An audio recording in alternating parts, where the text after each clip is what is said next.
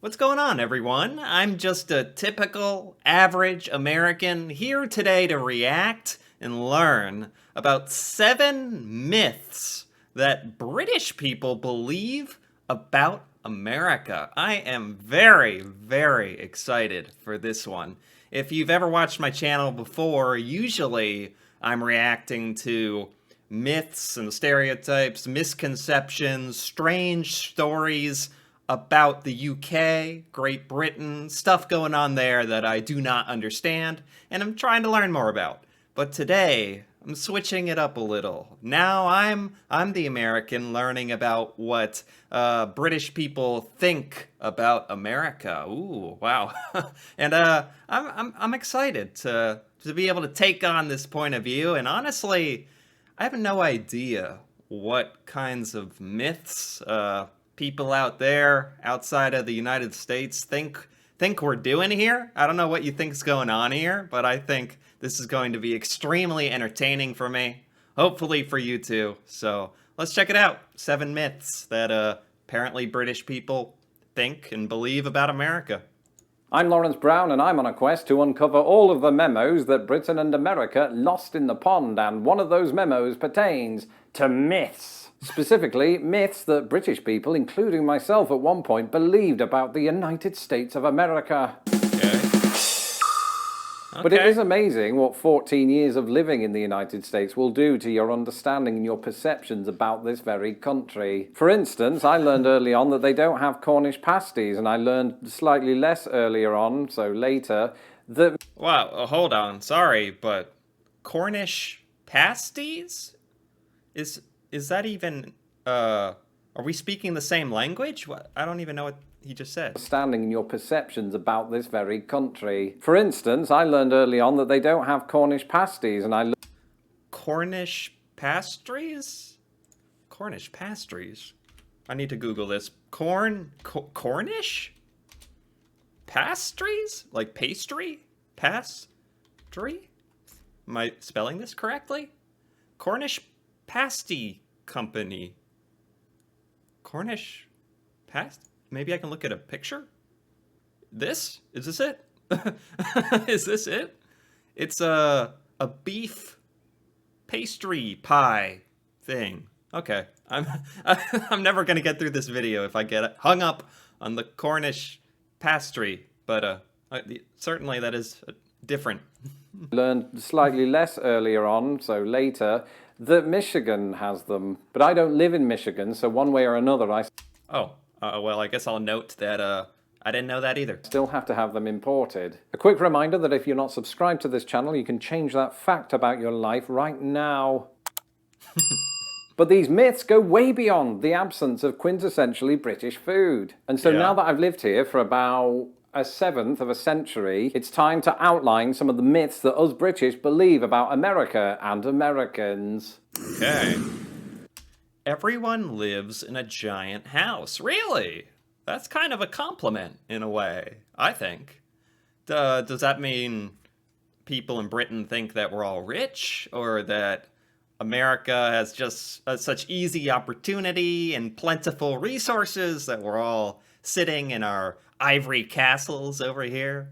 No, everyone certainly does not live in a giant house. That, I think, like most nations, just varies extremely wildly depending on how much money you have. This is a funny one, because I think television gives us this notion that Americans do all live in giant houses like the McAllisters do in Home Alone, but it's not entirely the case. Wait, Home Alone is popular in Britain? I didn't know that. It's kind of cool. A little side note. Yeah, in movies, that would be the case, wouldn't it? In American movies, that they're pretty much going to show upper or middle class families. And you can get a pretty darn nice house. I'll give you that when you're in that segment of society in America. Sure, I mean, statistically, American houses are on average larger than their UK counterparts. There are a number of Okay. reasons for this, which I outlined in this video. But to say that all Americans live in really large houses is a complete fabrication of anything resembling the truth. And I was a Yeah. good example of this before I became a YouTube sensation, because when I first moved to Chicago, we had to do things on a budget. Between me and my wife, we weren't making a great income, and this is a major city, so we had to sort of settle for an apartment whose dimensions were 300 square feet. Yeah, especially if you're living in a major city in America or in a really, really popular state or city. The price of even the smallest house and the tiniest apartment, say in New York City, tiniest little crappy apartment is going to be thousands and thousands of dollars a month, like $5,000, $10,000 a month for a very small place. So it does have to do with where you live, which I assume is similar in the UK as well. But I guess in certain parts of America, if it's not as populated, um, like he said, on average, you can get a hold of a pretty large, nice house, I guess. That was kind of more true back in the day as well. I don't know, 40, 50 years ago. Now in 2022, that's changing a bit. People are not as wealthy. The money's not worth as much as it was. Yeah, there's a bunch of stuff about that. We'll just keep it kind of general here. And for those of you who don't know, that's about the size of a shoebox, roughly. You know, we had to leave our shoes outside the door. That's how small it was. And it is worth reiterating, I think, that the cost of living in the United States does fluctuate massively across the country. When I lived in Yeah. Indiana, just one state over, we were paying about $530 a month. That's basically unheard of in Chicago. And it's certainly unheard Right. of in New York City, which of course was the city in which the show Friends is set. And I think it's shows like that gave us this impression that Americans were all living in big apartments. Yeah, that's like a joke I've heard of, that the people in Friends, that apartment or whatever they were living in New York, they would have to be outrageously wealthy to live in that thing. That is ridiculous real estate to have in New York.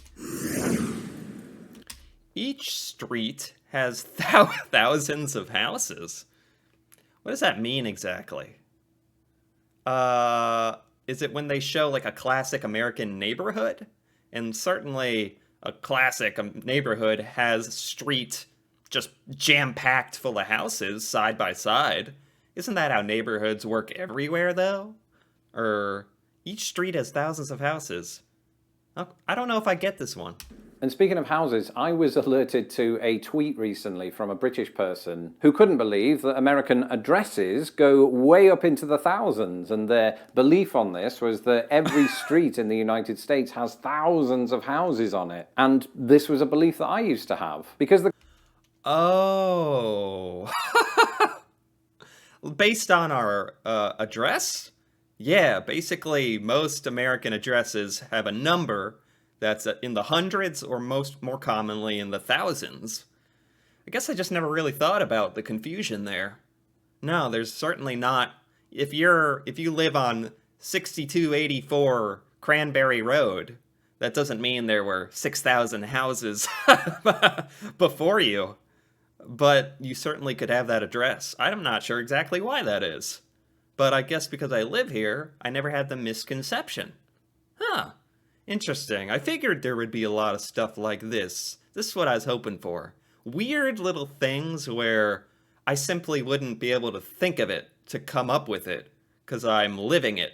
But when you're on the outside, not living it, you can spot weird stuff like this. Like, they must have thousands of houses because of their numbers.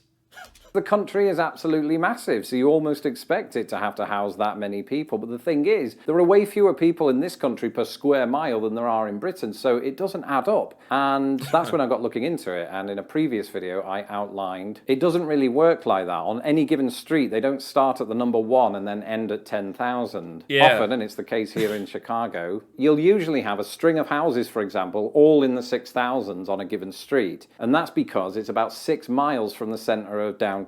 1 mile in from that, they're all 5,000s. Another mile, they're all 4,000s, etc., etc. I mean, I gotta admit, even as an American, I didn't know that. I didn't assume there was any rhyme or reason to it, because in plenty of places you are not located a certain amount of miles from a major city. So I don't know how they would determine why you're 3,082 in a random place in a random state.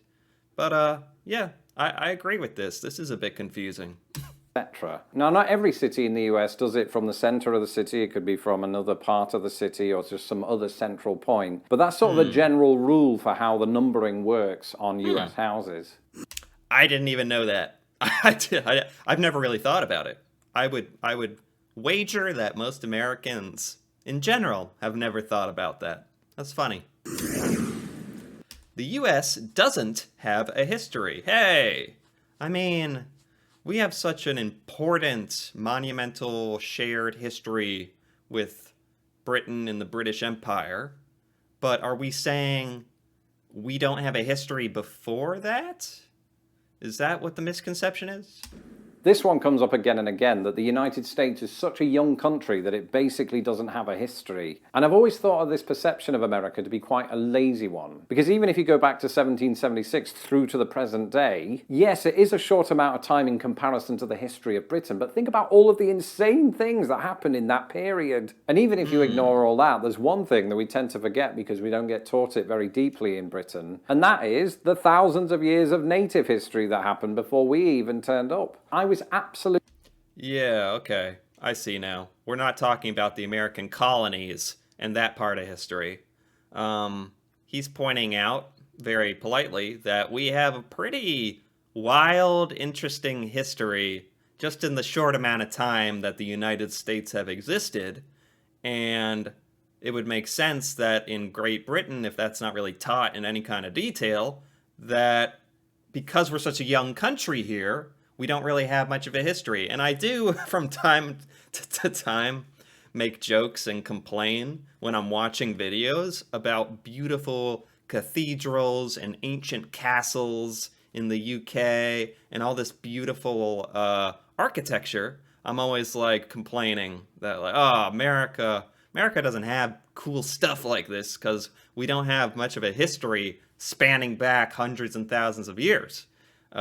Which, although true, he makes a great point that certainly Americans are well aware of the very exciting, interesting, very eventful history that's transpired in the short amount of time that we've had. So yeah, okay. Interesting. Absolutely blown away, not literally, that would be weird. When I went to Cahokia Mounds here in Illinois, many hundreds of years ago, Cahokia Mounds used to be a native city, and it had about 20,000 people, which might not sound like a lot by both American and British standards, but back in the day, that was more than London. And I once read about this volcano eruption that happened in present-day Oregon a few thousand years ago. And this eruption was witnessed and recorded by Native Americans who were in the area at the time. And long story...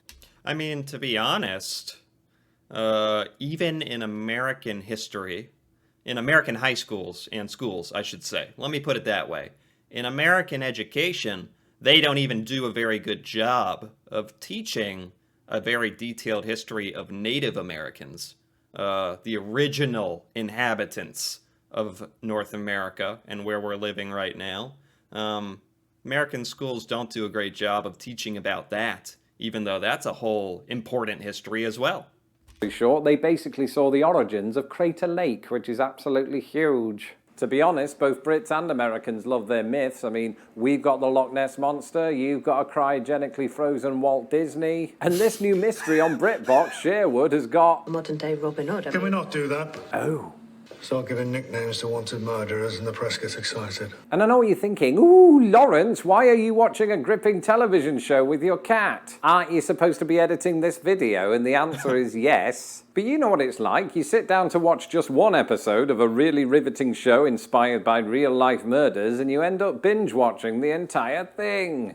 Yeah, I don't know if this is the same in Britain, but Americans are obsessed with true crime, criminal murder documentaries and TV series. We're obsessed with them. I don't know if that says something about our nature, our our human nature or what, but it's definitely a thing. Trust me, I did the same thing with other shows like Line of Duty, The Responder, Why Didn't They Ask Evans, all of which, of course, are available on BritBox. Show me your salute for the sheriff. You can Apple TV or Roku. Oh, this is some kind of ad for BritBox. I've never heard of BritBox.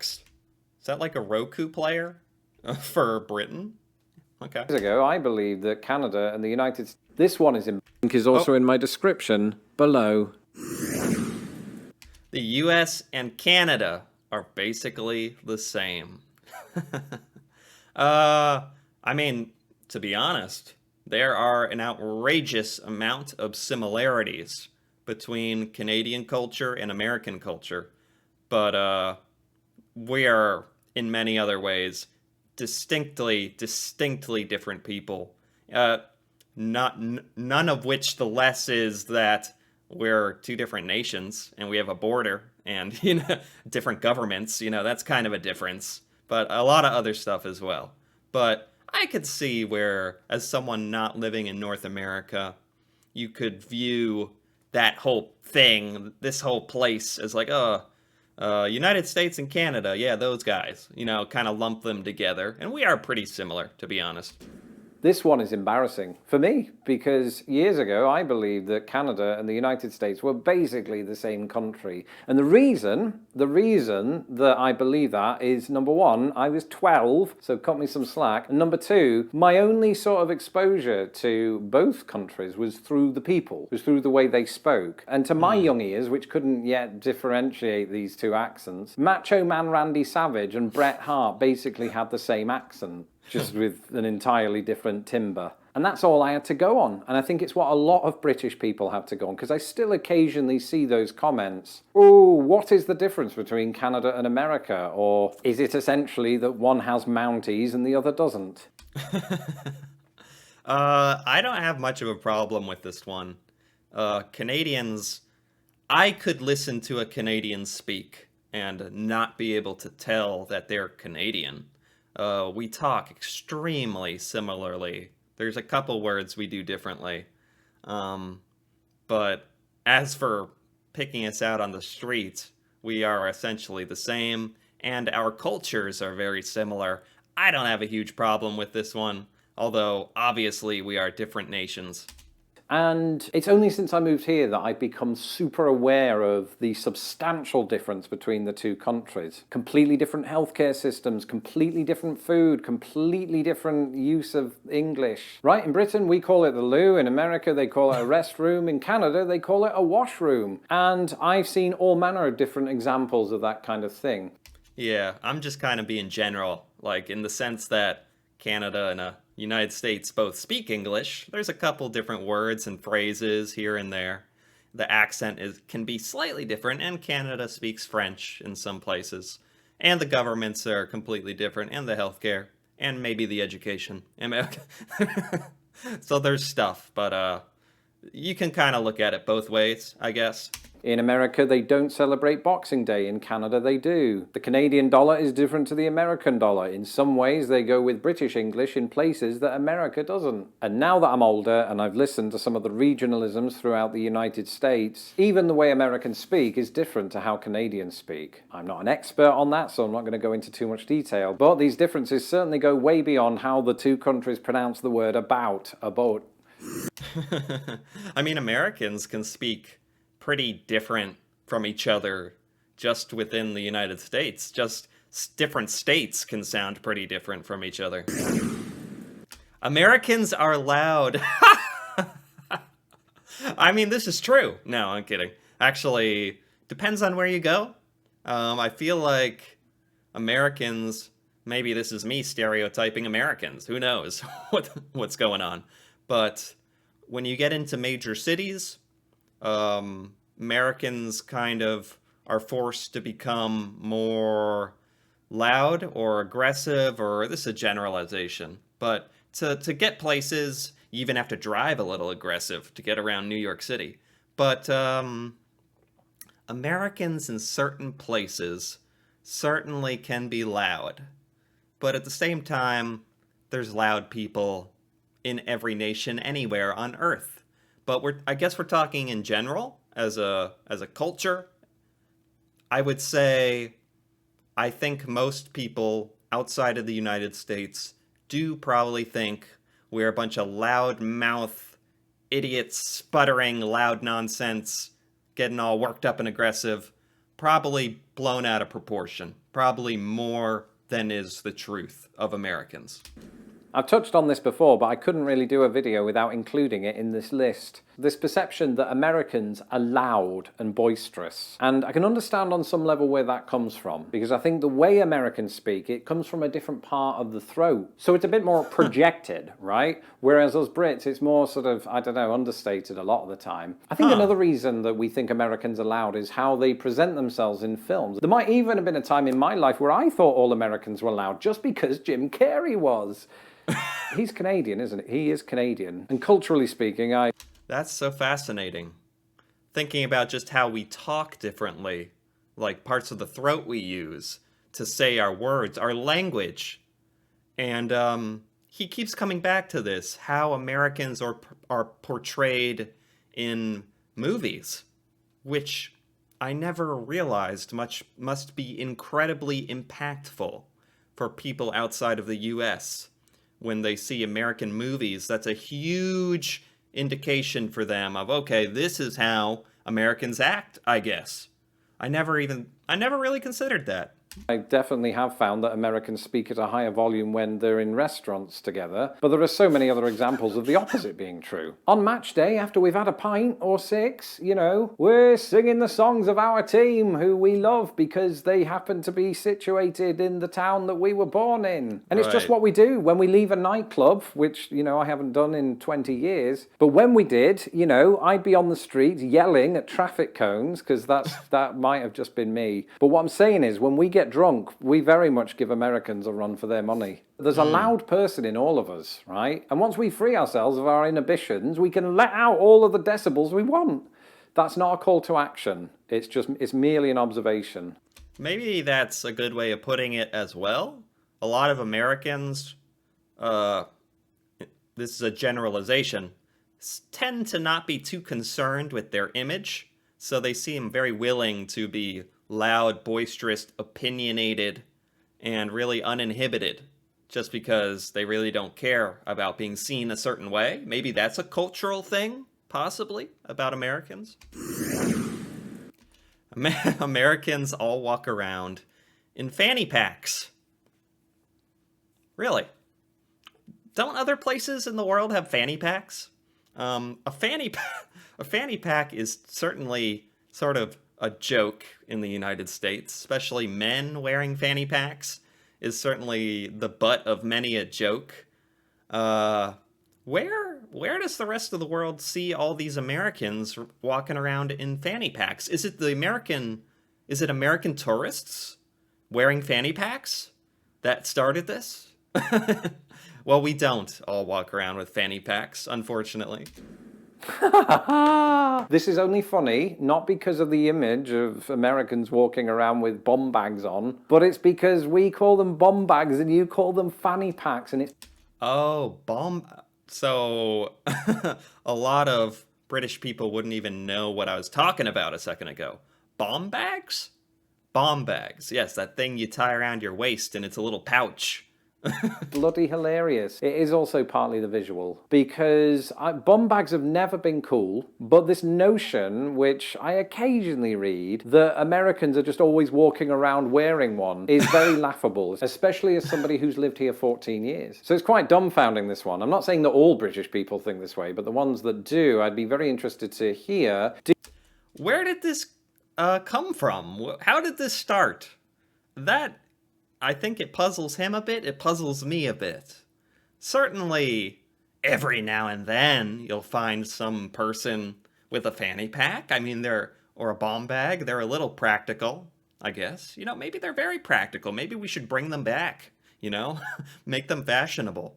But, I don't know why this is a thing, if this is a thought. This is a funny one. Do they think that way because they met an American in 1994 and they've just held on to that belief? Or Yeah. are American tourists still wearing bum bags? Do people carry cash? But I don't. I can tell you this, I don't have a bum bag / fanny pack radar, right? I am not constantly surveilling the populace to see whether they do or do not have a fanny pack. I think he's right. Fanny packs, bum bags were way more popular in America in the 90s or 80s, I'm gonna say. There was a time where there were a lot of fanny packs going around. It was in fashion. Maybe that's where it came from, that time period. But my feeling is I don't remember seeing one in a while. So I think this is one very time-specific stereotype that can now be laid to rest, right? Americans don't say autumn. This is very specific. I mean, the truth is, Americans do know the word autumn. We use the word autumn, but not very frequently. Not very much. We usually just say fall. Yeah, this one's kind of almost true a little bit. People in America, at least in my American life, don't tend to reach for the word autumn when given a choice. This is so specific. I don't know what to think about this one. And yes, I thought I'd include one that was quite topical, not just because we are in the autumn, but also because I mentioned this fact on my YouTube short yesterday. Now, while for reasons that were laid out in that YouTube short, Americans prefer the term fall, I was surprised to find that the word autumn was pretty common among Americans. I don't know if this is a recent thing, like the whole country just woke up one morning and watched Lost in the Pond and thought to themselves, yes, we're changing things now. I don't know why, but autumn is certainly a much more beautiful word, at least in my mind. It's more fancy in a way. It's nice. Autumn sounds much nicer than fall. It's the fall. No, autumn. You know, it's nicer. Anyway, I gotta use that more. I gotta remember that. Or if it's just sort of always been here as an alternative to fall. And you might be thinking, ooh, Lawrence, aren't there many surprising word alternatives that Americans use that Brits don't know about? And the answer to that is yes. I merely brought this one up so I could make that very point. This is undoubtedly a pandemic era thing, but I've seen an increasing number of Americans using the word jab to mean shot. I once worked with an American colleague who liked to use the word bonkers. So in part because of the internet, just as Britain is taking on quite a few Americanisms, I think the same is true in reverse, and it will be very interesting to look further into those details. And those are just a handful of myths that some Brits believe about America and Americans. Let me know in the comments some of the myths that you've had to dispel about this country. I'm Lawrence Brown. You can follow me on Twitter. Wow. Okay, I liked that. I enjoyed that. That was by Lost in the Pond. I gotta give that a like, for sure. Are there any comments here? The simultaneous use of fall and autumn has been in America my whole lifetime, and I'm 50. Yes, it's always been pretty interchangeable, but I gotta say, I think Americans do use fall much, much more often. I never really thought about it. As an American from the Midwest, I never thought of bonkers as a British word. It's just a normal American word for me. Yeah, wait, bonkers is a British word? No, that just sounds like an American word. I don't know why. What? Wow, I never thought I'd learn something so profound from the comments. Oh. When I'm Canadian, and when we visited Scotland, the landlady asked if we were American. And we replied that we were Canadian. And she said to the effect of, well, that's the same, isn't it? I had actually been prepared for this and answered, saying, that's like saying English and Scots are the same. Maybe that's a good comparison, saying that Canadians and Americans are the same, that Scots and Brits are the same. That's actually, or Scots and the English and Scots. Scotland and England are both in Great Britain, aren't they? Anyway, I enjoyed this video. I learned a lot from this. I was hoping it would have some interesting, weird little things that I'm aware of, but never think about. That is exactly, I think, what he nailed down here. Those little things, like autumn and fall, and just, that's funny. This was a good change up for me. Learning about some of the things that people outside the U.S. think about us, and I have no problem with it. I think it's extremely entertaining. So anyway, if you found this to be possibly extremely entertaining as well, feel free to give this video a like or leave a comment. And if you're interested in more videos like this, me reacting to the UK, Britain, things there, the culture there, stuff that I've never seen before, feel free to subscribe for more. And until then, thanks for watching, and see you next time.